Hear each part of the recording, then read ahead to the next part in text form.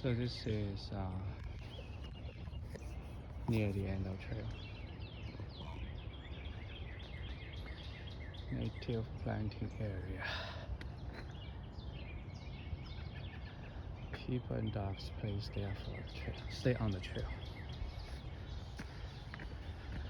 This is neighborhood